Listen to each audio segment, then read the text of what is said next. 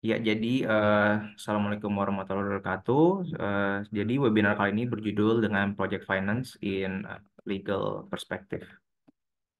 Ya, dan juga sebelum itu izinkan saya juga untuk memperkenalkan speaker kita pada malam hari ini, yaitu Kakak Mutiara Hodijah, SHMIR. Kak Muti adalah partner dari Ranah Lawyers yang berpengalaman dan ahli dalam urusan korporasi umum, pembiayaan proyek atau project finance untuk infrastruktur yang besar, khususnya di industri energi dan transaksi komersial. Termasuk dukungan merger and acquisition untuk korporasi dalam industri minyak dan gas, dan menjadi konsultan untuk operasi bisnis berkelanjutan, khususnya dalam bidang ESG. Dan juga ya, ini sedikit perkenalan tentang Ranah Lawyers. Ranah didirikan oleh para lawyer muda yang penuh semangat dan memiliki pengalaman profesional bertahun-tahun, baik di bidang korporasi maupun penyelesaian sengketa.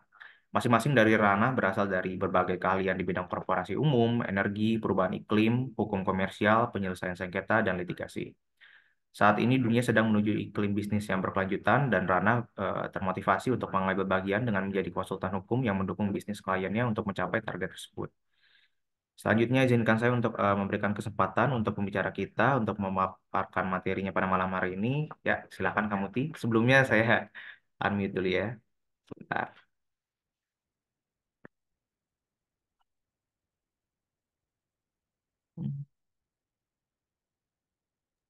Ya, silakan Kak Muti ya. Ya, Assalamualaikum warahmatullahi wabarakatuh. Selamat malam Bapak Ibu sekalian dan teman-teman. Sebelumnya saya ingin mengucapkan terima kasih karena telah berpartisipasi di program Ranah Lawyers yang berjudul Ranah Law Class ini yang mengambil topik tentang project finance atau pembiayaan proyek. Sebelumnya kami telah mengirimkan TOR juga di grup. Jadi saya berharap Bapak Ibu dan teman-teman sekalian sudah mulai familiar nih dengan topik project finance itu sendiri. Oke, langsung aja kita bahas mengenai definisi dan konsep dari pembiayaan proyek. Pada next.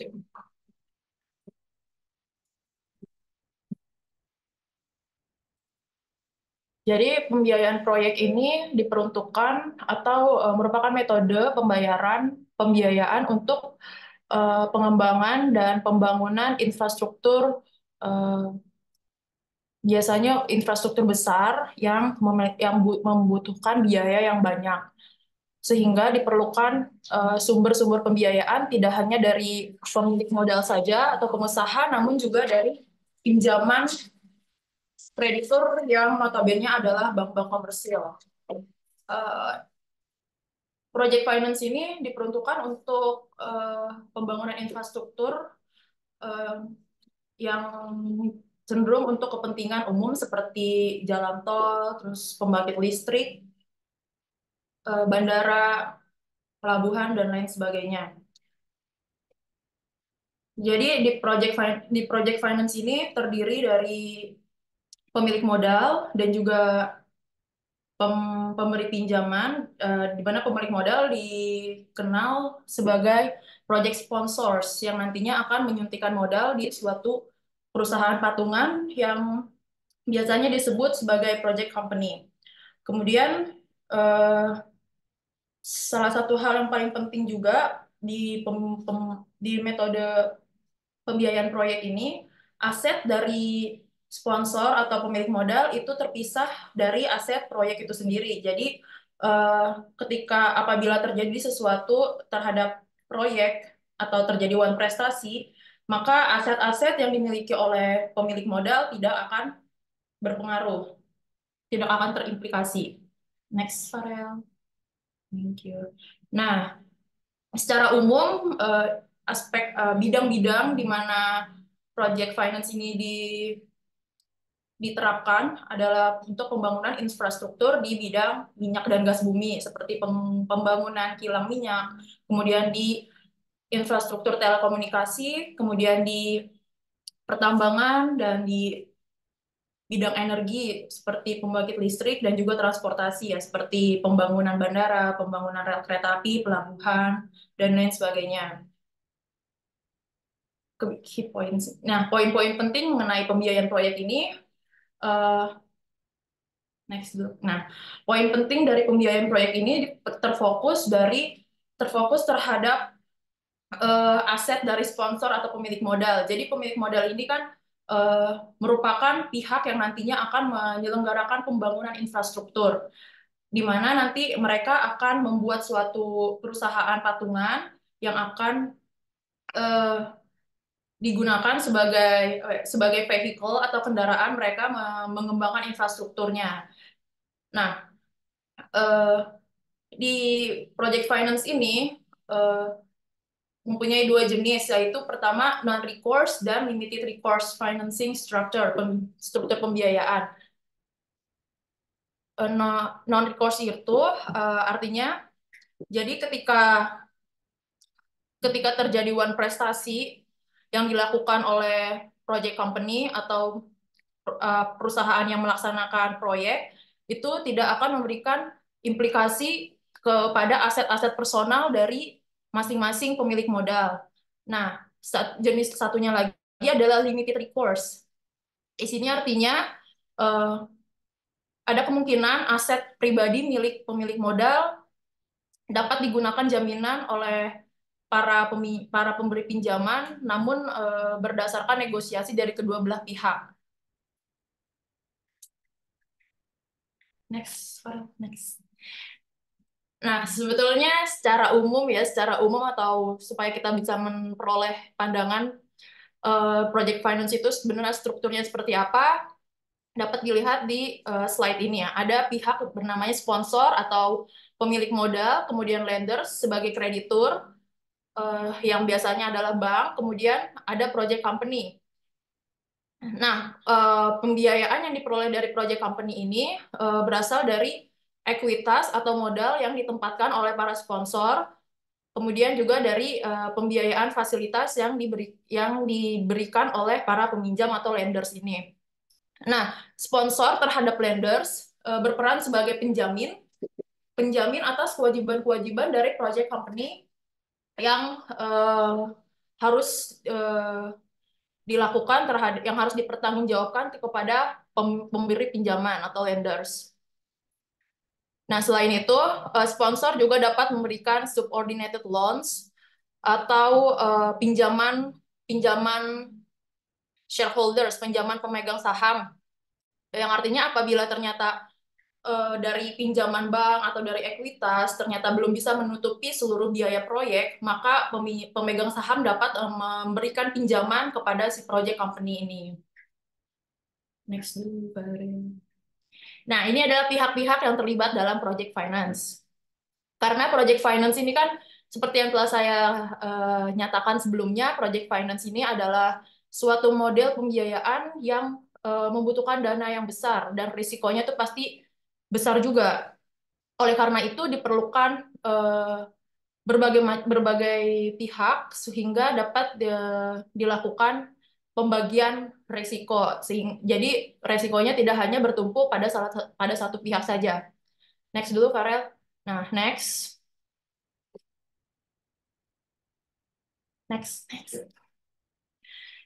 Nah, ini gambaran apa ya? Gambaran singkatnya ya untuk kita dapat memetakan nih siapa aja sih yang terlibat di dalam suatu pembiayaan proyek atau project finance. Yang pertama, sponsor. Sponsor kemudian ada memberi sponsor, kemudian eh, mendirikan project company yang akan menjalankan pengembangan dan pembangunan proyek serta operasi proyek. Kemudian ada lenders, pihak pemberi pinjaman kepada si project company ini.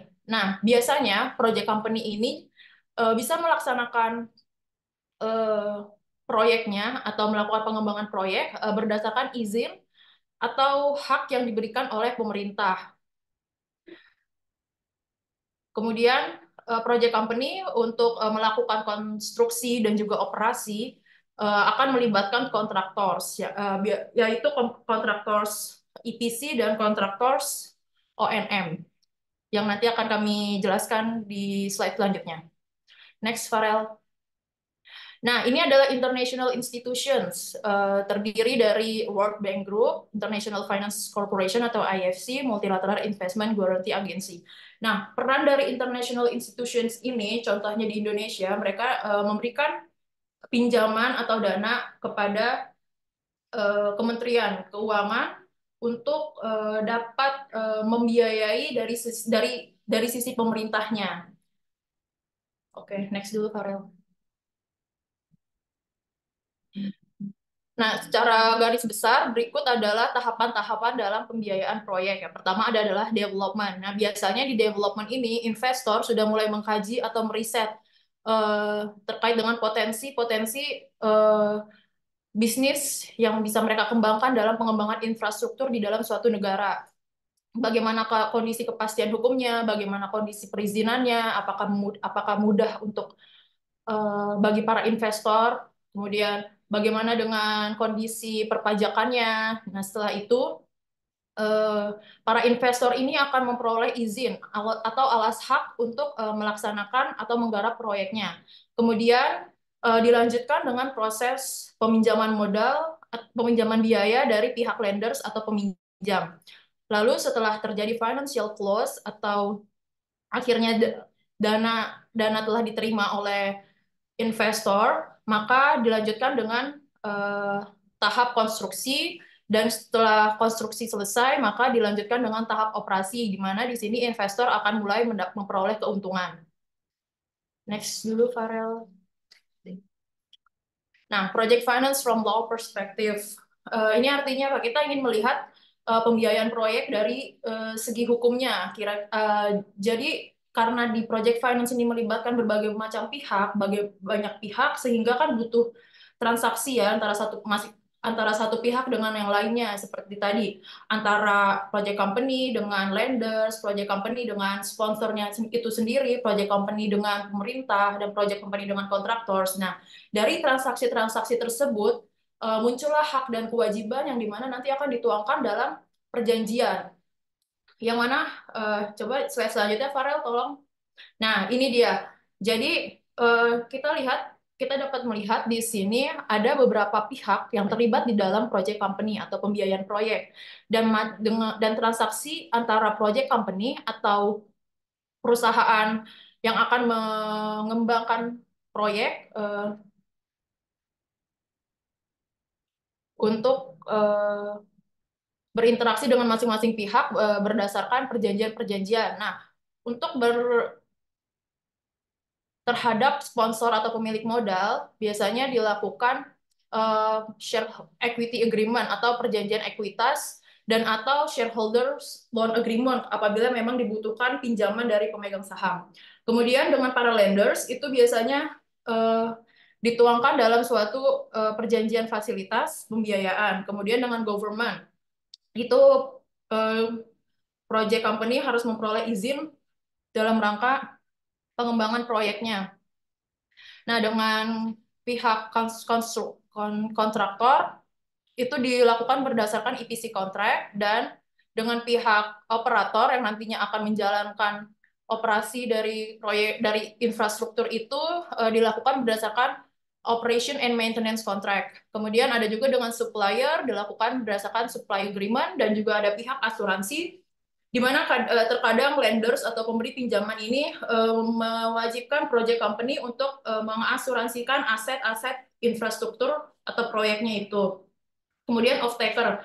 Off-taker itu kayak pembeli akhir. Pembeli akhir biasanya tuh dalam infrastruktur pembangkit listrik, di mana nanti si project company ini akan menjual listrik yang dihasilkan dari pembangkit yang dikembangkan olehnya kepada perusahaan pensuplai listrik. Oleh karena itu, dibutuhkan off-take agreement, dan di dalam konteks jual beli listrik itu dituang dalam perjanjian jual beli listrik atau PJBL. Next dulu, Farel. Thank you. Nah, salah satu bentuk dari project finance yang mainstream digunakan adalah PPP, Public Private Partnership, yaitu kerjasama antara pemerintah dengan badan usaha dari pihak swasta. Next, Farel.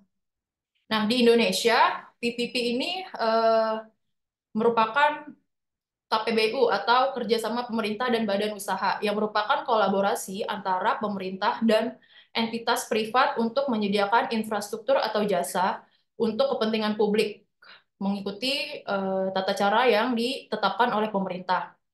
Jadi proses ini melibatkan penggunaan sumber daya dari private entities yaitu pembiayaan dengan tetap memperhatikan alokasi resiko antara pihak pemerintah dan juga private party-nya atau si badan usahanya ini.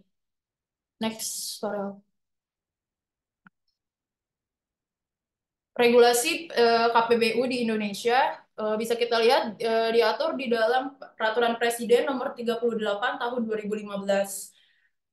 Kemudian peraturan pelaksanaannya itu diatur di dalam Peraturan Menteri Perencanaan dan Pembangunan Nasional Nomor 4 Tahun 2015, sebagaimana yang telah diamandemen di dalam Peraturan Nomor 2 Tahun 2020. Kemudian diatur juga terkait dengan pembiayaan atau bantuan bantuan pembiayaan dari Kementerian Keuangan diatur di dalam beberapa peraturan Menteri Keuangan, sebagaimana yang kita bisa lihat di dalam poin 3 dan 4 ini. Next, Farel. Nah, ini nih yang penting nih, legal subjects in PPP atau KPBU. Jadi sebagai praktisi hukum kita harus paham siapa siapa saja yang terlibat di dalam suatu kerjasama atau transaksi KPBU ini. Nah, kita bisa lihat di sebelah kiri kita ada Government Contracting Agency atau di Perpres KPBU-nya disebutkan sebagai PJPK, yaitu penanggung jawab proyek kerjasama. Eh, itu bisa diwakili dari pihak pemerintah, yaitu selevel menteri, terus selevel kepala badan, kemudian kepala daerah, dan juga dari pihak BUMN dan juga BUMD. Nah, terus counterparty-nya atau lawan transaksinya adalah suatu badan usaha private yang biasa dikenal dengan istilah badan usaha pelaksana dan bahasa Inggrisnya adalah Implementing Business Entity atau IBE. Next. Nah, di dalam Perpres nomor 38 tahun 2015 ini beberapa beberapa infrastruktur yang dapat menggunakan skema KPBU seperti yang telah saya sampaikan di awal, seperti di bidang transportasi, terus jalan tol, irigasi, terus air minum, kemudian limbah, manajemen limbah air, pengelolaan limbah, kemudian telekomunikasi, kelistrikan, migas, konservasi energi, eh, fasilitas pendidikan, fasilitas kesehatan, dan lain sebagainya. Next. Nah, berdasarkan peraturan di dalam Permen nomor 38 tahun 2000, Perpres nomor 38 tahun 2015 itu tahap-tahap di dalam KPBU terdiri dari planning. Planning atau perencanaan, preparation penyiapan, transaction itu transaksi KPBU, dan yang terakhir adalah implementation atau implementasi dari transaksi KPBU. Dan semua tahap ini dilakukan dari pihak pemerintah ya. Dan untuk preparation, transaction, sampai implementasi itu melibatkan si PJPK. Oke, next, Farel. Nah, planning ini bisa kita lihat ini kegiatan-kegiatan yang termasuk ke dalam kategori planning. Jadi masalah rencana pembiayaan, kemudian mengidentifikasi KPBU apa yang akan dilakukan, infrastruktur apa yang akan dibangun, kemudian konsultasi publik, kemudian ada keputusan apakah pembangunan infrastruktur melalui KPBU itu akan dilanjutkan atau tidak, dan lain sebagainya. Next. Dan ini adalah tahap penyiapan. Nah, di tahap penyiapan ini nanti pemerintah akan melakukan pre-feasibility study atau studi kelayakan, di mana ini akan mempertimbangkan berbagai aspek yang berkaitan dengan proyek infrastruktur itu, seperti aspek finansialnya, aspek hukumnya, aspek lingkungannya, dan juga aspek keekonomian, serta mempelajari nih bagaimana eh, pengembalian investasi yang akan diberikan kepada si bisnis, kepada si badan usaha pelaksana. Kemudian ada application. Jadi pemerintah ini dapat di tahap preparing ini, di tahap penyiapan ini, PJPK dapat melakukan permohonan untuk dukungan pemerintah dan juga jaminan pemerintah. Kemudian di sini pemerintah nanti akan melakukan permohonan untuk penetapan lokasi dari proyek KPBU. Next dulu, Farel. Selanjut, nah, selanjutnya ini adalah transaksi KPBU dan ini adalah eh, tahap di mana lawyer atau advokat mulai mulai dapat digunakan perannya. Ada tahap pertama, ada tahapan market consultation. Ini biasanya untuk menilai apakah menilai apakah pemangku kepentingan seperti investor itu berminat untuk berinvestasi di pembangunan proyek ini, pembangunan suatu infrastruktur. Kemudian dilakukanlah penentuan lokasi, kemudian ini dilakukan procurement of IBE, yaitu dilakukan tender untuk menetapkan badan usaha pelaksananya siapa. Dan di tender ini biasanya diikuti oleh beberapa konsorsium. Jadi nanti konsorsium yang menang, yang terdiri dari beberapa badan usaha, akan membuat project company atau si kendaraan yang nantinya akan eh, terlibat langsung dalam pengembangan dan pengembangan, pembangunan dan operasi dari infrastruktur. Setelah itu, setelah semuanya telah dilakukan, kemudian ada penandatanganan perjanjian KPBU. Setelah penandatanganan perjanjian KPBU, kemudian dilakukan financial close atau mulai dicairkannya dana oleh si pemberi pinjaman atau lenders. Nah, biasanya di agreement sign di bagian di perjanjian KPBU ini disyaratkan si badan usaha pelaksana atau BUP ini untuk untuk memperoleh pembiayaan dari lenders dalam jangka waktu tertentu. Misalnya dari 12 bulan setelah ditandatanganinya perjanjian atau 6 bulan setelah ditandatanganinya perjanjian dan lain sebagainya. Next. Nah, jadi ini kira-kira klausul-klausul yang ada di dalam perjanjian KPBU ya. Paling tidak klausul-klausul ini harus terdapat di dalam perjanjian KPBU. Ini ada diatur di dalam Perpres nomor 38 tahun 2015. Jadi yang paling penting adalah di sini harus mengatur mengenai lingkup pekerjaan itu sendiri, kemudian jangka waktu kerjasamanya berapa lama, lalu eh, jaminan pelaksanaannya, kemudian mekanisme tarif, kemudian yang penting adalah hak dan kewajiban setelah dan juga alokasi resiko yang harus dibagikan oleh kedua belah pihak, kemudian pengalihan saham. Nah, yang penting juga adalah berkaitan dengan pengakhiran perjanjian, kemudian kepemilikan status aset dan juga penyelesaian sengketa dan juga next Farel. Nah, ini huruf N hak bagi PJPK atau pemberi atau kreditur atau bank untuk dapat masuk langsung ke proyek itu sendiri. Kemudian pengaturan mengenai penggunaan dan kepemilikan infrastruktur atau aset, kepemilikan infrastruktur atau pengelolaan infrastruktur atau aset kepada PJPK, terus pengembalian infrastruktur dan pengelolaannya kepada PJPK karena biasanya suatu infrastruktur yang telah dibangun oleh BUP misalnya untuk 25 tahun misalnya jalan tol dibangun oleh ada perjanjian KPBU untuk pembangunan jalan tol selama 25 tahun. Nah, di dalam 25 tahun ini, si BUP akan melakukan operasi dan memperoleh keuntungan dari operasi jalan tol tersebut. Setelah jangka waktu berakhir 25 tahun, maka jalan tol ini nanti akan dikembalikan kepada pemerintah sehingga menjadi milik pemerintah seperti itu. Nah, next dulu Farel.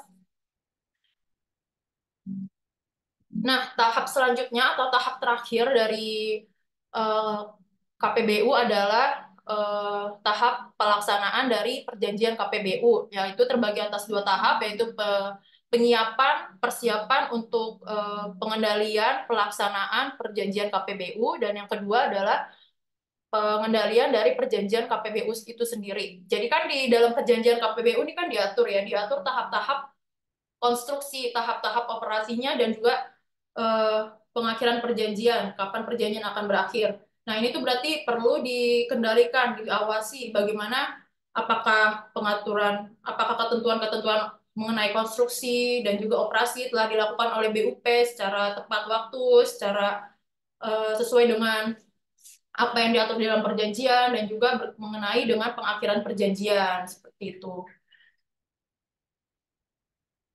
Nah, jadi eh, tadi kita sudah membahas kalau pihak swasta biasanya memperoleh pembiayaan dari pihak bank. Nah, di sisi lain PJPK juga dapat memperoleh dukungan finansial dari pemerintah, yaitu dari Kementerian Keuangan.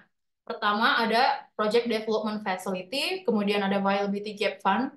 Eh, Viability Gap Fund ini adalah dukungan kelayakan dan juga infrastructure guarantee, yaitu jaminan pemerintah, jaminan infrastruktur. Project Development Fund ini adalah sorry, Project Development Facility ini adalah fasilitas pengembangan proyek di mana ini diberikan oleh Kementerian Keuangan kepada PJPK untuk menjadi support, untuk mendukung secara finansial tahap penyiapan dan juga tahap transaksi dari KPBU. Dan di tahap transaksi ini, PDF ini, fasilitas ini dapat digunakan untuk si PJBK dapat memperoleh financial close dari bank. Kemudian ada VGF atau dukungan kelayakan yang merupakan APBN yang diberikan kepada proyek dalam rangka pengembangan infrastruktur. Jadi ini ada sebagian dana yang diberikan oleh pemerintah untuk tahap pembangunan atau konstruksi infrastruktur yang dapat digunakan untuk biaya peralatan, biaya bunga, biaya pemasangan, dan juga biaya-biaya lainnya yang berkaitan dengan konstruksi. Jadi hanya diperuntukkan untuk tahap konstruksi saja. Dan ini tidak termasuk untuk biaya pembebasan lahan dan juga insentif pajak. Dan perlu diperhatikan juga porsi dari dukungan kelayakan atau VGF ini tidak boleh mendominasi dari keseluruhan konstruksi cost. Pihak swasta, tetap pihak swasta ini harus eh, bobotnya porsinya lebih besar seperti itu. Nah, infrastructure guarantee di sini adalah jaminan infrastruktur. Jaminan infrastruktur ini juga dilakukan oleh Kementerian Keuangan melalui suatu badan usaha yang disebut Indonesia Infrastructure Guarantee Fund, atau dilakukan oleh badan usaha namanya adalah PII, Penjamin Infrastruktur Indonesia. Jadi ini tugasnya adalah untuk mengcover kewajiban-kewajiban finansial atas PJPK yang tertuang di dalam perjanjian KPBU, khususnya yang berkaitan dengan risk allocations ya. Jadi ini memberikan jaminan kepada si BUP bahwa PJPK akan melaksanakan atau memenuhi kewajiban alokasi resikonya dari segi finansial sesuai dengan ketentuan di dalam perjanjian KPBU.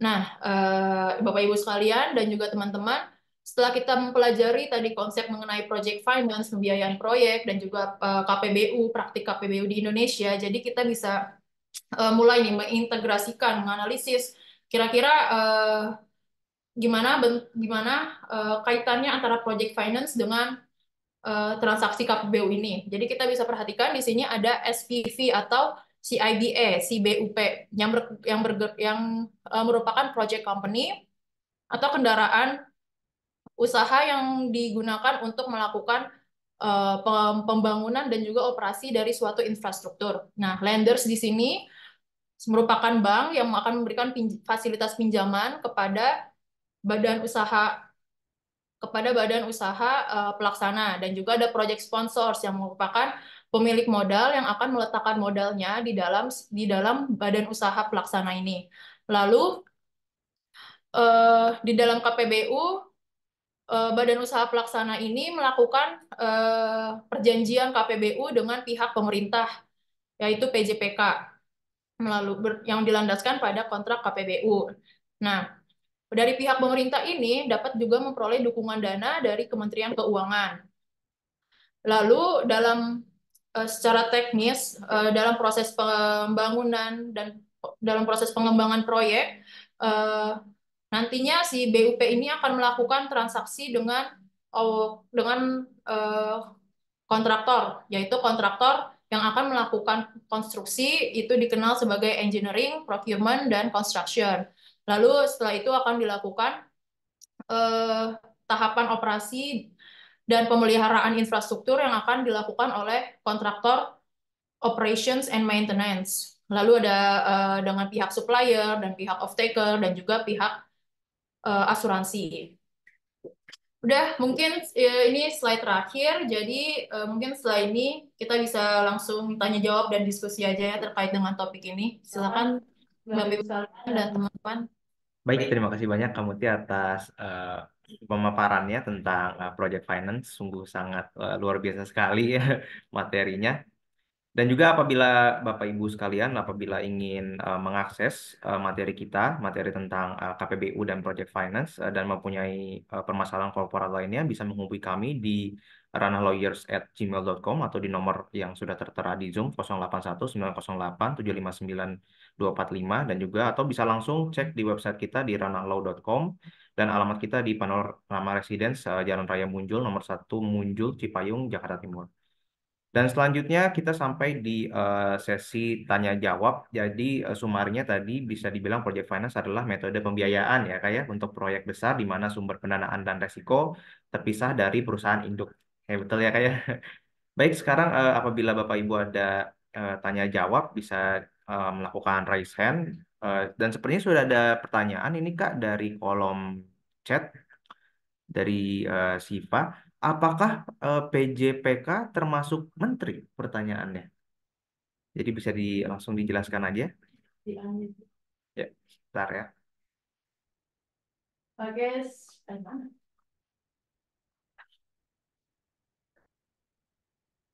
Baik, silakan, Kamu Ti. Oke, terima kasih Shiva sebelumnya atas pertanyaannya. Iya, jadi PJPK itu termasuk menteri. Sebagaimana diatur di dalam Perpres 38 tahun 2015. Coba bisa tolong di-share lagi, Farel, slide-nya.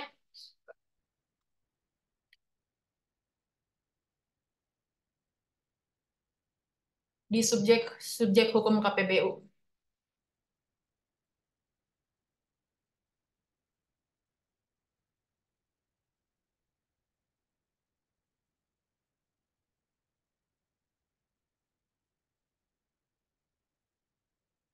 Ya.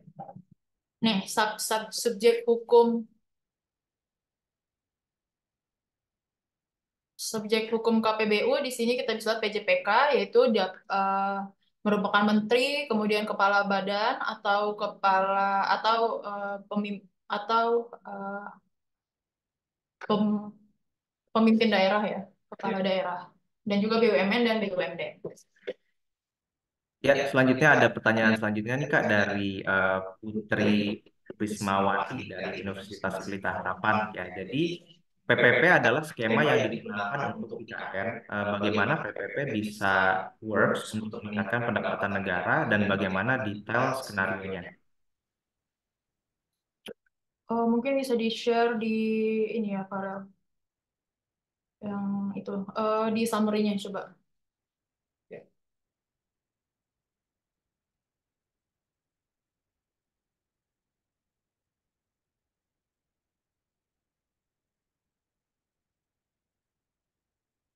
Ya, eh, tentu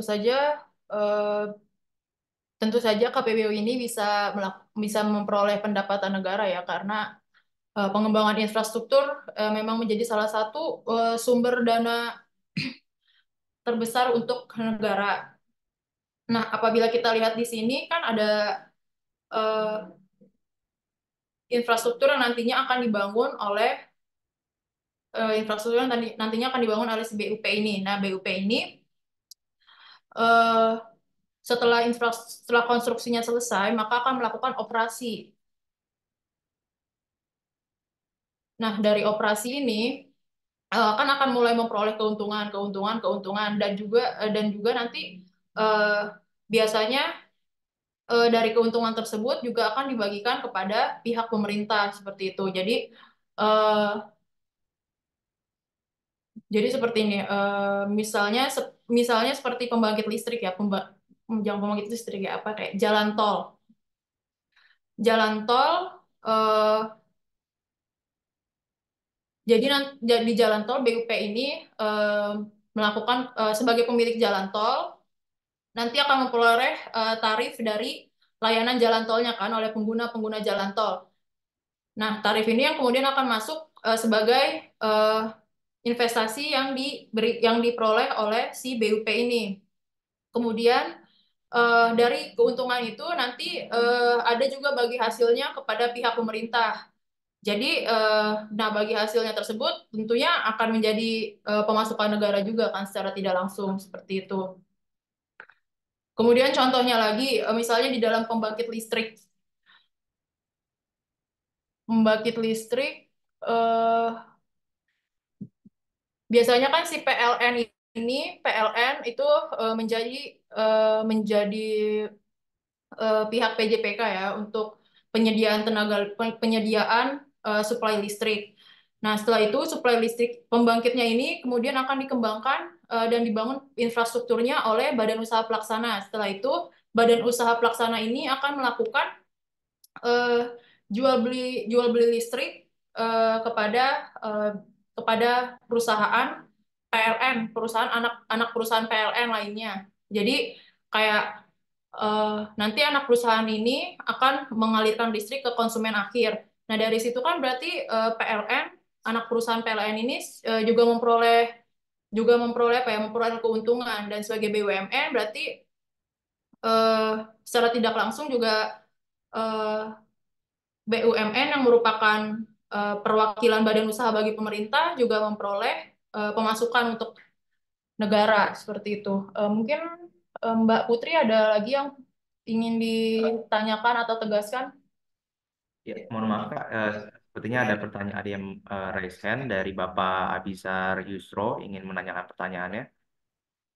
Enggak, ya. Baik, terima kasih. Itu sih, Bapak. Ya, baik, untuk Putri semoga jawabannya membantu. Apabila ada pertanyaan selanjutnya bisa ditanyakan kembali di kolom chat. Dan untuk Bapak Abizar Yusro, silakan Pak.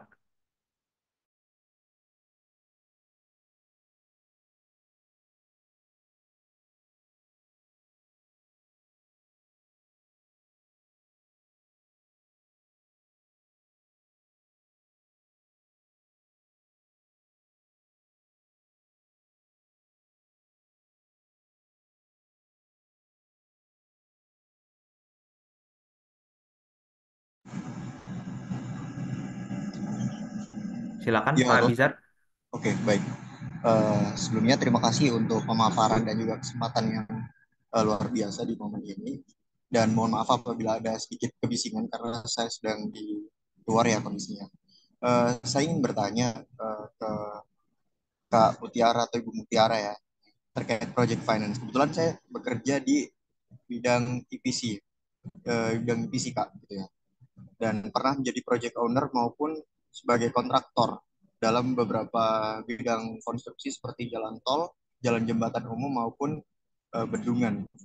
Nah, tetapi dalam praktiknya untuk implementasi daripada project financing ini tuh mengalami beberapa kendala dalam praktiknya. Satu, yaitu mencari lembaga atau penyedia jasa pembiayaan yang mau untuk mendanai dengan dana yang relatif besar. Ini menjadi suatu kendala bagi beberapa perusahaan terutama yang mungkin portofolionya terbatas atau jarang sekali untuk menggunakan skema pembiayaan itu uh, beberapa lembaga itu menolaknya dan belum lagi terkait kendala uh, bunga bunga bank atau lembaga pembiayaan yang juga menggerus laba daripada kegiatan usaha tersebut gitu. Lalu yang kedua adalah terkait kontraknya. Mungkin uh, kakak abang yang di sini selaku lawyer juga memahami dan mengalami kendala yang sama gitu ya.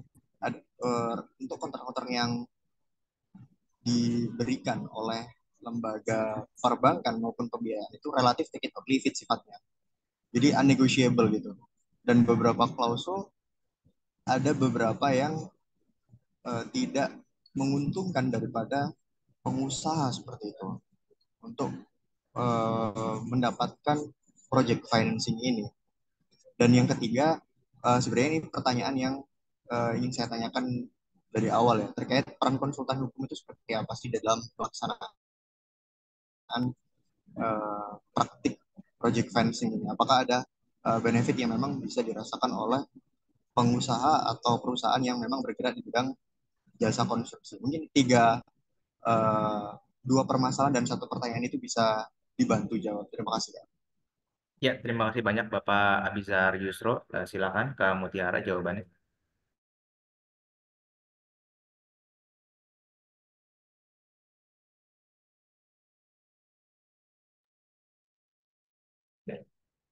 Terima kasih Pak Abizar atas pertanyaannya. Saya coba menjawab ya Pak. Tadi pertama mengenai penolakan dari pihak bank apabila memang ternyata portofolio atau pengalaman dari perusahaan konstruksinya ini ternyata kurang bagus. Kemudian terkait dengan bunga yang menggurus profit dan juga yang ketiga itu berkaitan dengan klausul-klausul yang terlalu timpang ya, berat sebelah dan sulit dilakukan oleh si badan usaha pelaksana.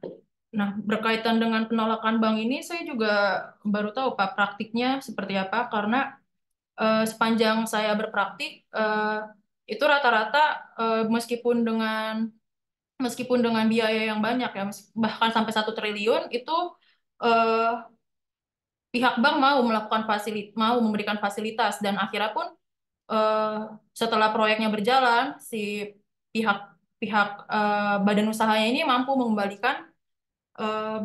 mengembalikan eh, pinjaman yang diberikan oleh pihak bank sebelumnya. Kalau boleh tahu Pak, alasan konkret itu penolakannya itu benar-benar langsung ditolak atau sebetulnya ada yang bisa diperbaiki oleh kontraktor atau beberapa syarat yang harus dipenuhi oleh kontraktor untuk diperbaiki sehingga pihak bank mungkin bisa melakukan negosiasi untuk akhirnya akhirnya yakin untuk mencairkan pembiayaan.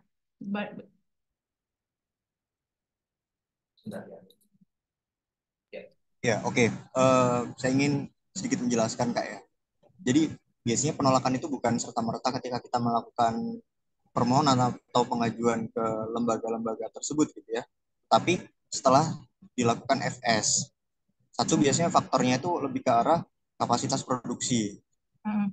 Dua itu ketersediaan dana. Jadi kita pun ingin melakukan kredit sindikasi itu pernah waktu itu sempat gitu ya.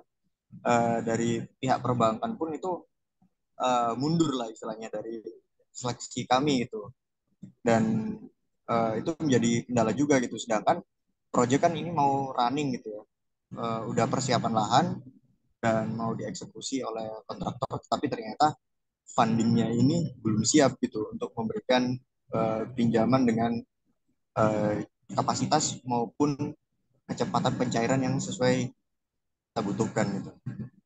Oh, oke, baik.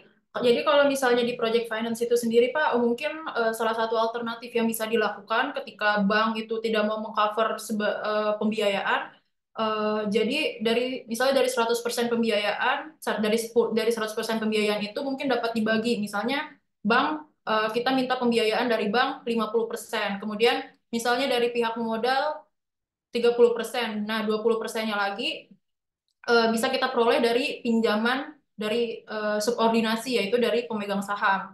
Kalau skema yang seperti itu udah pernah diterapkan atau belum ya Pak?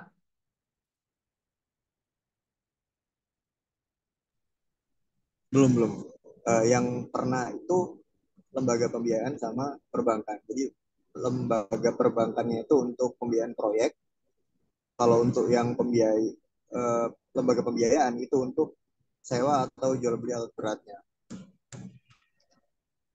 Oke. Jadi sebetulnya memang ada proyek di mana bank juga mempertimbangkan untuk tidak mengeluarkan biaya, mungkin karena yang mungkin karena dilihat dari apa ya, cash flow atau dilihat dari segi keuntungannya juga nggak masuk ke ukuran mereka. Nah, ya itu Pak, mungkin alternatifnya bisa sih dilakukan seperti itu. Jadi tidak semua biaya atau pinjaman dari bank itu tidak mendominasi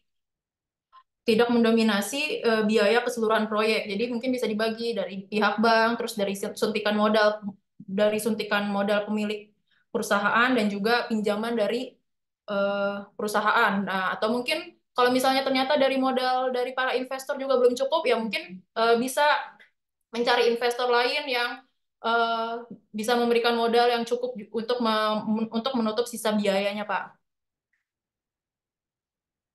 Itu menurut saya pandangan saya berkaitan dengan rumitnya transaksi dengan pihak pemberi pinjaman ya Pak. Kemudian tadi pertanyaan yang kedua, peran konsultan hukum ya Pak. Ya betul betul. Dalam hal ini untuk mensupport gitu ya dalam melaksanakan atau melakukan persiapan project financing di proyek-proyek jasa konstruksi atau EPC.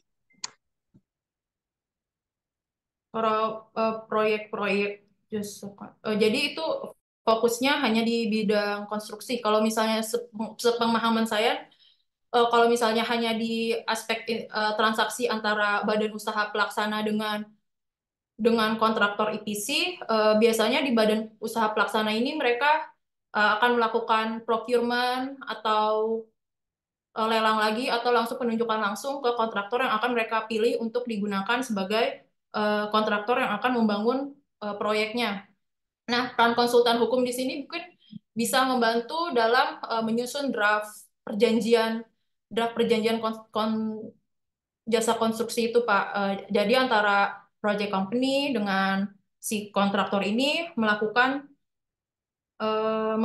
perjanjian EPC kontraktor. Jadi di situ peran konsultan hukum dapat dioptimalkan. Nah, kalau misalnya berkaitan dengan keseluruhan proyek itu sendiri, seperti misalnya proyek pembangkit listrik nih atau jalan tol yang akan dilakukan oleh pemerintah. Nah, biasanya kan pemerintah ini akan melakukan eh, lelang atau procurement kan.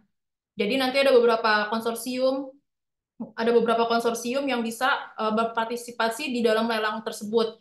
Nah, konsorsium ini biasanya akan membuat suatu perjanjian konsorsium terlebih dahulu untuk memenuhi syarat-syarat eh, yang diatur di dalam RFP. RFP itu kayak request for proposal gitu yang dikeluarkan oleh pihak pemerintah yang harus dipenuhi oleh si konsorsium ini. Nah, di konsorsium ini konsultan hukum juga bisa berperan sebagai memberikan masukan, nge-review kontrak konsorsium itu.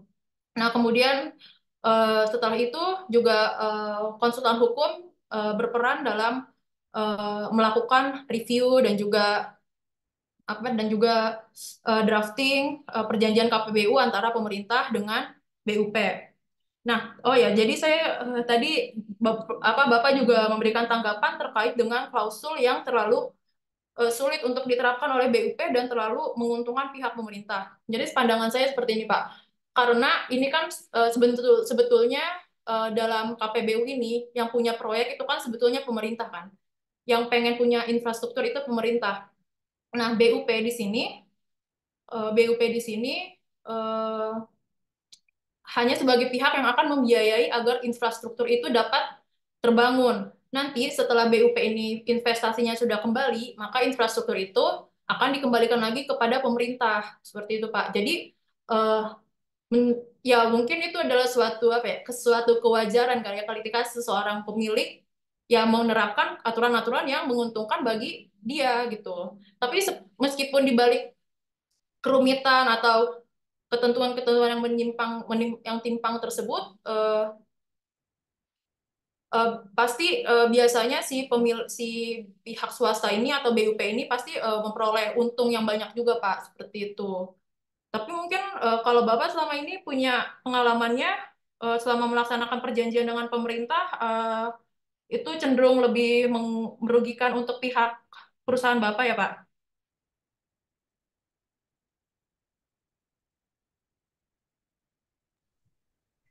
Ya sebenarnya kalau misalkan bisa dibilang gitu ya, kalau actual loss atau kerugian secara langsung itu tidak gitu, tapi sifatnya potensial loss. Misalkan tanggung jawab atau kewajiban pihak kedua itu relatif lebih banyak. Terus indemnity ya, terkait indemnity and liability lah gitu, itu juga sangat begitu rigid gitu dan sifatnya unnegotiable.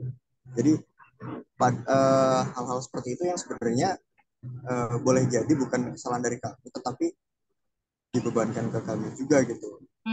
Dan di sisi lain kami pun juga tidak bisa melakukan klaim ya, technical claim kepada project owner atau pemberi kerja gitu ya, untuk bisa mengcoverage daripada kerugian-kerugian dari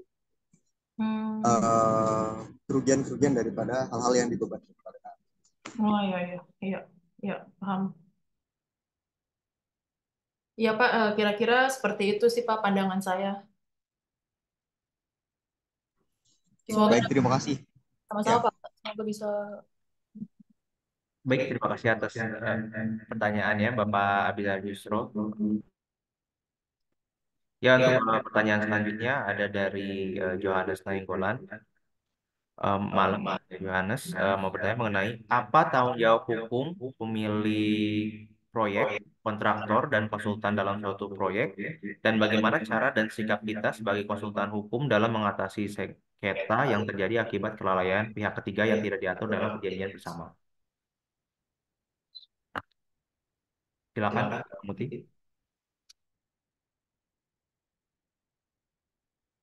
Baik, terima kasih. Jadi ini bagaimana mengenai Pak tanggung jawab hukum pemilik proyek.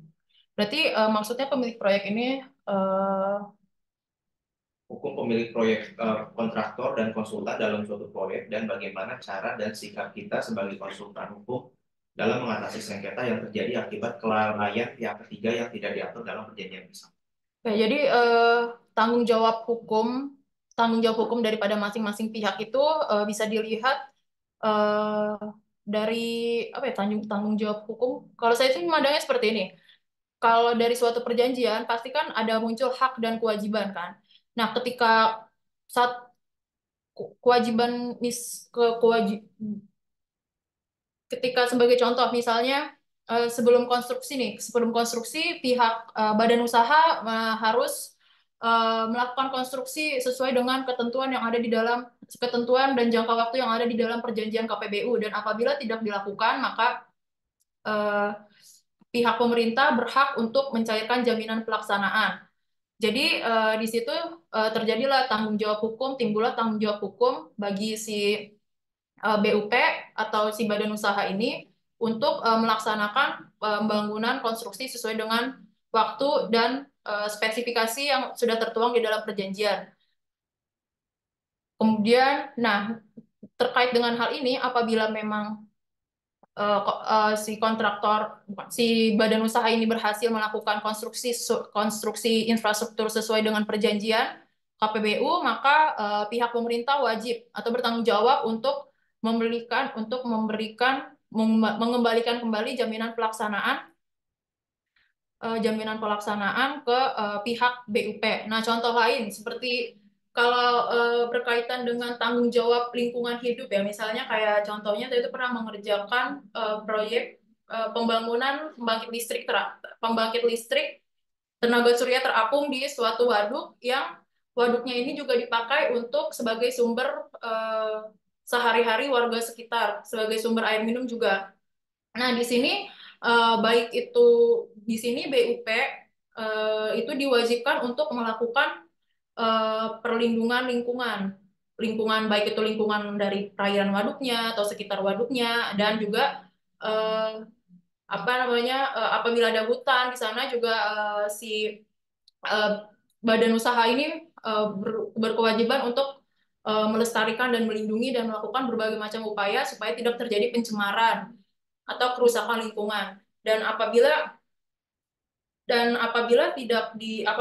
ternyata dilanggar oleh si pihak badan usaha ini, maka badan usaha ini wajib untuk membayar sejumlah uang kepada pihak PJPK untuk digunakan sebagai apa ya, rehabilitasi dari pencemaran dan kerusakan yang sudah dilakukan oleh pihak badan usaha.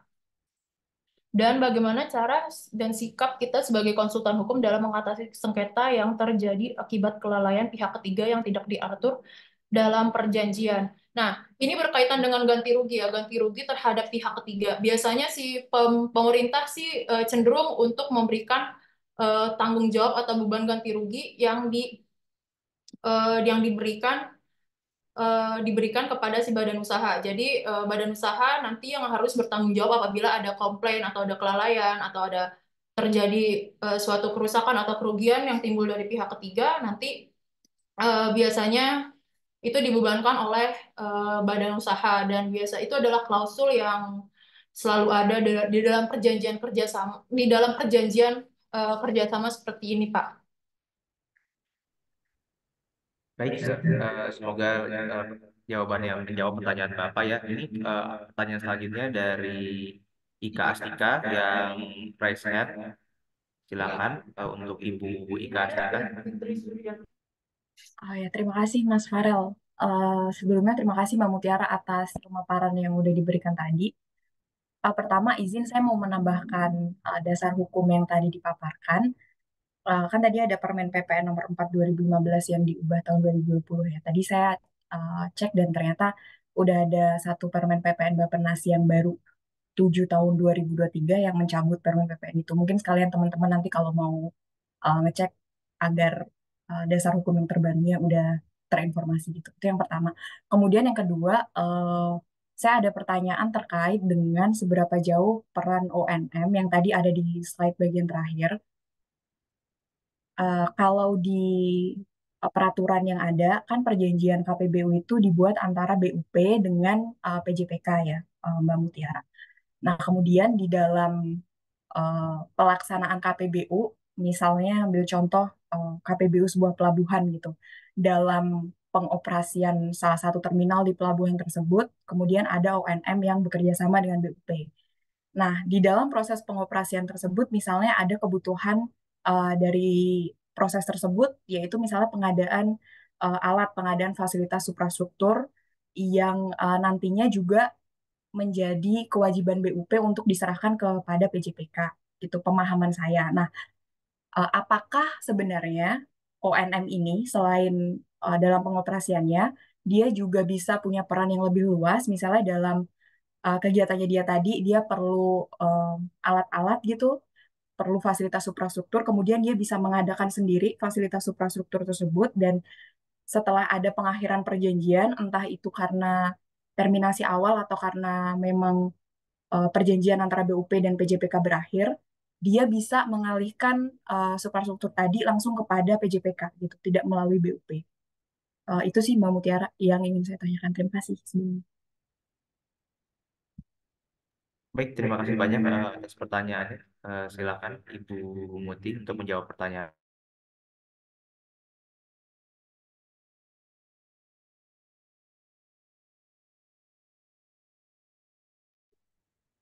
Baik, terima kasih Ibu Astika. Terima kasih Bu Astika atas pertanyaannya. Jadi menurut sepengalaman saya berkaitan dengan pengembalian infrastruktur dari pihak BUP sama PJPK itu pasti lorongnya harus antara KPBU, antara PJPK dan juga si BUP-nya, karena kan yang terikat di dalam perjanjian KPBU ini yang objeknya adalah infrastruktur itu, misalnya infrastruktur pelabuhan itu kan antara si Badan Usaha Pelaksana dan juga si PJPK.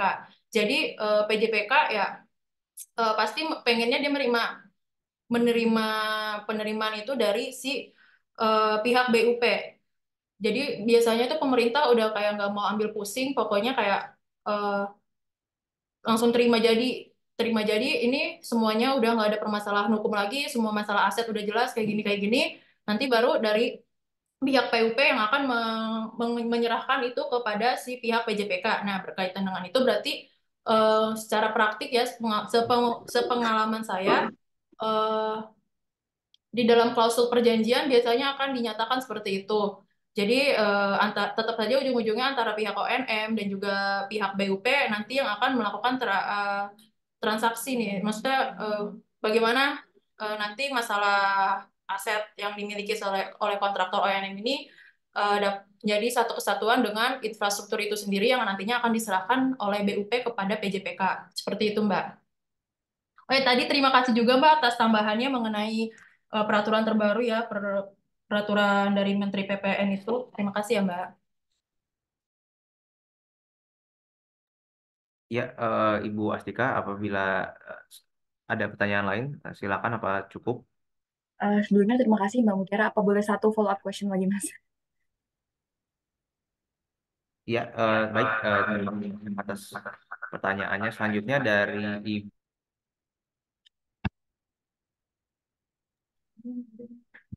Ibu Fitri, silakan.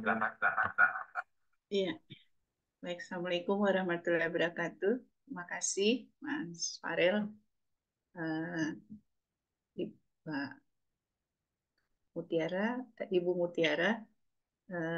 Saya senang gitu ya, apresiasi sekali untuk kelas Project Finance malam ini, apalagi itu ditinjau dari sisi legal aspek begitu. Saya kebetulan bergeraknya di konstruksi infrastruktur, jadi memang uh, banyak berhadapan dengan masalah-masalah yang terkait dengan legal aspek begitu. Nah, uh, tadi saya juga bertanya di kolom chat dan itu sangat menarik saya kira karena kami dari sisi konstruksi sebenarnya ingin mengetahui gitu ya kalau dari sisi pandang legal aspek itu risiko-risiko tadi Ibu Mutiara bicara tentang risiko. Nah, kita nggak bisa lepasin project finance itu dari risiko. Kalau kita bicarakan project finance, pasti memang kita harus bicara risiko. Nah, dari sisi legal aspek, risiko-risiko risiko dominan apa saja yang dihadapi terutama dalam proyek KPBU. Terima kasih. Ada beberapa pertanyaan sebenarnya. Yang kedua mungkin menarik tadi bahwa sebenarnya KPBU itu bisa diinisiasi baik oleh pemerintah maupun oleh swasta. Ya, ada solicited dan unsolicited KPBU itu. Jadi kalau kita lihat spektrumnya, spektrum yang sangat pemerintah perannya sangat besar sampai kepada privatisasi tuh KPBU begitu. Nah, ketika kita bicara project finance, kami dari sisi construction sangat concern pada sebelum sampai ke skema siapa yang terlibat di dalam proyek KPBU, kita harus bicarakan komposisinya berapa persen yang bisa kita handle dari construction gitu. Nah, itu yang sebelum sampai kepada skema tadi, kita harus perhitungkan risiko dominan atau high risk yang masing-masing stakeholder gitu. Jadi kita bisa lihat tadi Bu Mutiara sudah menjelaskan demikian banyak pihak yang terlibat di dalam proyek KPBU tersebut dari spektrum yang paling besar dominan pemerintahnya sampai kepada paling besar dominan swastanya. Jadi ada persentase-persentasenya begitu terkait dengan perhitungan teknis dan aspek legal. Saya kira punya peran yang besar sekali di dalam berjalannya proyek KPBU. Itu yang kedua. Saya ingin tahu dari sisi legal aspeknya apakah sampai mengetahui gitu ya, sampai mempelajari bagaimana komposisi antara risiko-risiko baik di tahap perencanaan, pelaksanaan maupun operation maintenance-nya construction gitu. Dari construction ya. Gitu. Itu kira-kira dulu Bu Mutiara, terima kasih. Baik, terima kasih banyak atas pertanyaannya. Silakan kamu Tiara. Baik, terima kasih banyak Ibu Fitri atas pertanyaannya. Saya coba jawab ya Bu. Yang pertanyaan pertama berkaitan dengan risiko di dalam tahap konstruksi. Mungkin pertama berkaitan dengan pembebasan tanah ya. Kadang-kadang itu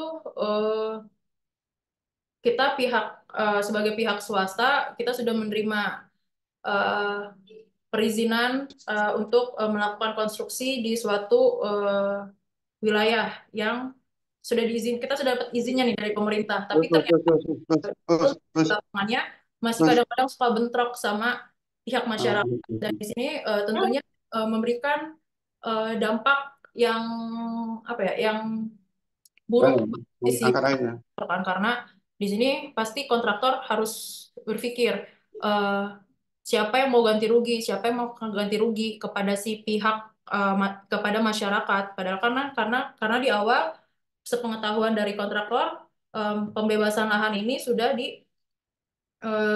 diurus oleh pemerintah. Jadi pihak kontraktor sudah siap, jadi sudah tinggal siap saja untuk melakukan pembangunan infrastruktur. Jadi pada intinya kadang-kadang terkait dengan tanah ini masyarakat justru mengapa ya, menuntutnya kepada pihak badan usaha, bukan kepada pemerintah. Jadi seolah-olah di sini yang punya apa ya, yang punya kewajiban untuk memenuhi kebutuhan pihak mereka, pihak masyarakat adalah badan usaha. Itu salah satunya. Yang kedua adalah berkaitan dengan jaminan pelaksanaan. Jadi kan di tahap konstruksi ini badan usaha harus sebelum melakukan konstruksi badan usaha harus memberikan jaminan pelaksanaan kepada PJPK sebagai jaminan bahwa mereka akan melaksanakan konstruksi sesuai dengan waktu dan spesifikasi yang telah disepakati di dalam perjanjian KPBU. Nah, eh, apabila eh, apabila misalnya waktunya mundur, molor, tidak memenuhi spesifikasi yang ada, biasanya nanti si PJPK dapat mencairkan jaminan pelaksanaan ini, seperti itu.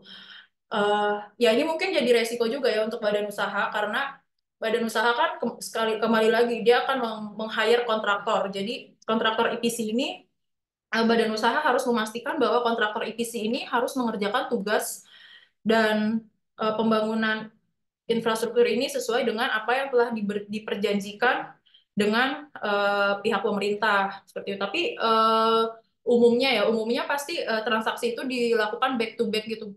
Jadi apa yang diatur di dalam perjanjian KPBU nanti akan diterapkan oleh badan usaha ketika melakukan perjanjian kerjasama dengan si kontraktor itu.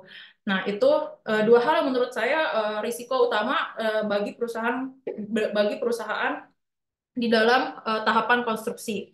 Kemudian berkaitan dengan presentase terkait perhitungan teknis antara pemerintah dengan pihak swasta, menurut saya pribadi sesuai dengan eh, apa yang saya pahami, menurut saya di dalam project finance ini pihak swasta perannya lebih banyak ketimbang dari pemerintah. Jadi pemerintah itu mungkin tugasnya hanya dalam proses perencanaan, penyiapan, terus transaksi KPBU. Nah, setelahnya masalah masalah berkaitan dengan konstruksi, operasi, dan kaitannya dengan transaksi dengan pihak-pihak lain itu dikembalikan seluruhnya kepada badan usaha untuk mengatur.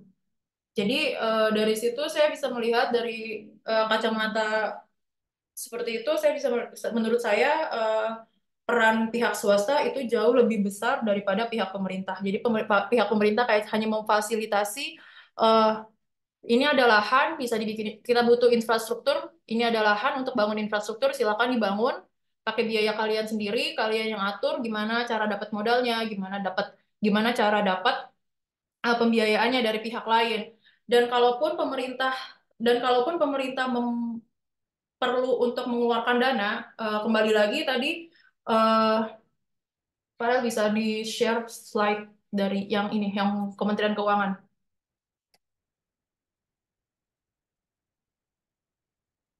Nah, ini. Iya. Kembali lagi, ini slide selanjutnya yang ada penjelasannya. Iya. Nah, apabila pemerintah memang dibutuhkan peran finansialnya, itu ada dua, yaitu yang pertama Project Development Facility ini yang diberikan untuk preparation stage dan transaction stage, yaitu preparation stage itu kan jadi masalah studi kelayakan, ya dia akan mengeluarkan dana untuk melakukan studi kelayakan. Kemudian di transaction stage mengeluarkan dana untuk melakukan lelang dan juga proses penandatanganan perjanjian KPBU, dan juga ini state budget ini yang merupakan dukungan kelayakan yang berasal dari APBN, yang hanya diperuntukkan untuk proses konstruksi saja, dan itu pun tidak dan itu pun tidak boleh melebihi atau mendominasi pihak swasta, pihak pendanaan dari pihak swasta, seperti itu. Jadi menurut saya, berdasarkan apa yang telah saya sampaikan sebelumnya, eh, pihak pemerintah memiliki kayak lebih banyaklah peran pihak swasta dalam transaksi KPBU ini. Mungkin Ibu Fitri, apabila ada yang ingin ditanggapi lebih lanjut Iya, atau ditambahkan, Pak, Bu, silakan. iya, terima kasih Bu Mutiara. Uh, uh, KPBU itu tadi mungkin ada spektrumnya ya, jadi kita menentukan nanti apakah dia bid of transfer, kemudian apakah dia konsesi, apakah dia joint venture gitu kan, ada jenis-jenisnya juga gitu. Nah itu berdasar pada komposisi tadi yang berapa persen pemerintah, berapa persen swasta, ya. Pada umumnya tidak boleh lebih besar swasta. Kalau kami perhitungan di construction begitu, kita paling besar swasta 45 gitu ya, 45%.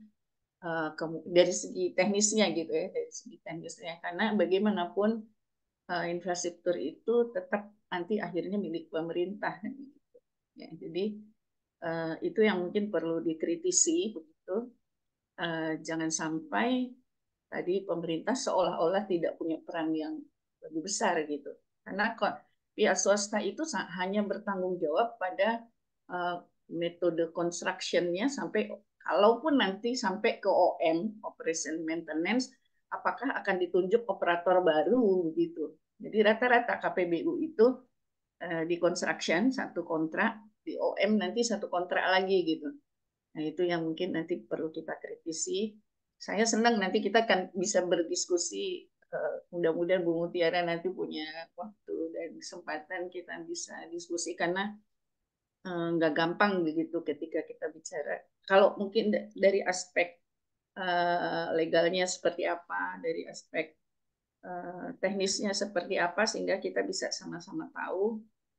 Misalnya terus terang kami di construction tuh kadang-kadang nggak aware sama legal aspek gitu, dan diserahin pada yang harusnya kan yang tahu, yang harus tahu maunya apa itu kan secara teknis gitu ya. Kita harus, kami dari construction juga harus aware dengan hal-hal ini gitu, karena kalimat-kalimat kami itu tidak paham kalimat hukum kadang-kadang. Jadi ini yang saya kira manfaatnya akan sangat banyak bagi kami yang dari infrastruktur dan construction. Mungkin sedikit boleh menambahkan sedikit Bu Mutiara, tadi penanya sebelumnya menyatakan masalah dengan perbankan begitu ya. Sebenarnya kalau di project finance itu kita kenal ada namanya capital domestic market. Jadi dana-dana tidur gitu ya, dana-dana tidur yang masih ada di dalam negeri kita sendiri, capital domestic market. Misalnya asuransi gitu ya, dana pensiun gitu. Itu kan dana-dana tidur yang belum digunakan gitu ya. Karena pada prinsipnya perbankan itu tanda kutip takut menginvestasikan dananya itu untuk infrastruktur. Karena mereka kan perputaran uangnya pengennya cepat gitu ya, cepat, maksimal 8 tahun. Sedangkan infrastruktur itu puluhan tahun. 20, 30, 50 tahun gitu ya. Kalau kita bikin jalan tol tuh 50 gitu ya, 50 tahun. Bank tuh takut investasikannya. Nah, oleh karena itu kita perlu menggali, kalau kita bicara project finance, komposisi, skema, dan sumber pendanaan yang harus kita cari. Tadi itu masih banyak sebenarnya capital domestic market yang masih tidur dananya yang bisa kita gali lebih jauh. Kalau bank, ya mohon maaf, kecuali sindikasi bank ya, baik itu bank nasional maupun internasional, itu di dalam pembiayaan proyek kita belajar tentang itu. Bagaimana sindikasi, kalau saya bukan promosi, tapi satu-satunya bank nasional yang dipercaya untuk bertransaksi secara project finance dengan bank luar negeri. Kan tadi kita bicara sponsor. Ya, sebenarnya sponsor satu project tidak hanya satu sponsor, bisa 3, 5, 7 atau lebih begitu. Nah, itu baru Bank Mandiri, baru satu-satunya yang dipercayai oleh sindikasi bank luar negeri untuk bisa mengelola keuangan mereka. Karena kita juga berpikir misalnya sponsornya tidak dari satu negara, ada dari Eropa, Timur Tengah, Amerika misalnya. Kita mau setarakan dana kita itu kurs mana yang mau dipakai gitu. Kurs mana, dolar mana, atau mau pakai euro atau karena itu kalau nggak ada sindikasi bank itu agak repot kita. Kira-kira begitu dulu dari saya, Bu Mutiara. Mohon maaf jika agak panjang. Baik, Terima Bu kasih. Fitri, ya, terima kasih Bu atas awareness-nya berkaitan dengan, oh iya ya, seharusnya ini infrastruktur untuk kepentingan umum ya, seharusnya pihak pemerintah yang spektrumnya atau involvement-nya, keterlibatannya lebih banyak. Nah, tapi ternyata di fakta di lapangan yang apa ya, yang udah pernah saya temukan ya itu Bu, biasanya EPC-nya pasti swasta lagi, ONM-nya swasta lagi, bahkan ada yang misalnya BUP-nya pemilik proyeknya perusahaan induk, nanti ditunjuk lagi anak perusahaannya untuk jadi kontraktor. Kemudian Iya, misalnya iya. pemilik misalnya ada pemilik infrastruktur, dia butuh untuk butuh dana untuk melakukan pembayaran hutang ke bank, pinjaman ke bank. Akhirnya dia ngejual lagi infrastruktur dia ke pihak lain, ke pihak swasta lagi, seperti itu, Bu. Ya, ada beberapa praktek mungkin yang di lapangan terjadi, tapi ada yang sebenarnya secara tertulis tidak dibenarkan, ada yang dibenarkan gitu. Tapi tadi yang seperti subkontraktor atau anak perusahaan itu di dalam construction management kita diperkenankan gitu. Itu adalah salah satu cara untuk mengalokasi risiko.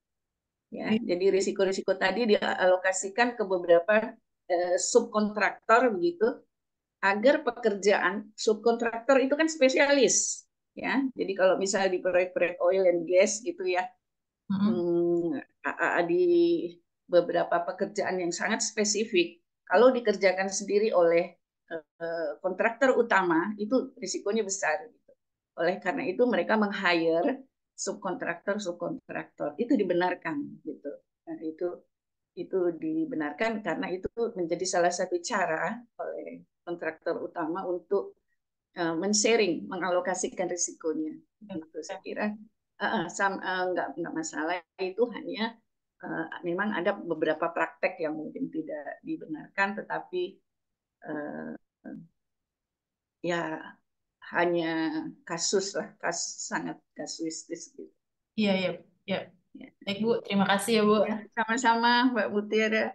Nanti kita bisa diskusi. Menarik banget saya kira, karena kami di manajemen konstruksi, S2 manajemen konstruksi itu belajar aspek hukum juga, dan manajemen kontrak, dan ada mata kuliah manajemen pembiayaan proyek, project financing. Jadi sangat relevan dengan materi yang disampaikan Ibu Mutiara. Terima kasih Ibu Mutiara. Ada beberapa mahasiswa saya tadi yang ikut juga.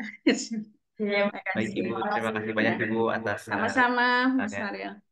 Dan Assalamualaikum. selanjutnya ini ada pertanyaan terakhir nih Kak, sebelum kita mengakhiri webinar pada malam hari ini dari Syafa. Izin bertanya, apakah perjanjian yang dilakukan oleh PPJK dan pihak swasta tersebut bisa diperpanjang Mengingat tadi sebagai contoh suatu jalan tol hanya 25 tahun apabila lewat dari tenggat waktu tersebut, proyek tersebut akan diserahkan kepada pemerintah. Atau sekiranya ada batas waktu tertentu dalam perjanjian KPBU.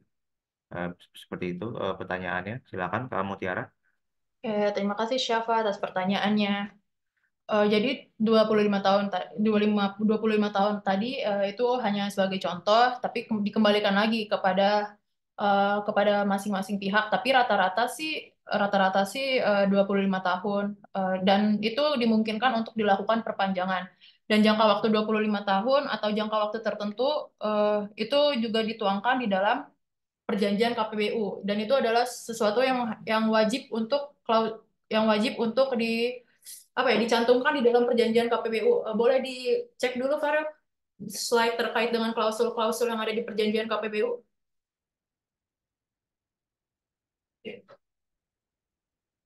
Nah, ini bisa dilihat Kasava di poin B, period type of corporation. Di sini jangka waktu kerjasama. Jadi di sini para pihak sepakat berapa jangka waktu kerjasama dan rata-rata ya sekitar 25 tahun. Kemudian dapat diperpanjang sesuai dengan kesepakatan para pihak, dan biasanya kalau mau diperpanjang itu dilakukan pemberitahuan dulu nih antara masing-masing pihak, bisa jadi setahun sebelumnya atau 6 tahun sebelumnya, itu relatif dan kasuistis. Seperti itu Kak. Mungkin semoga bisa menjawab pertanyaannya.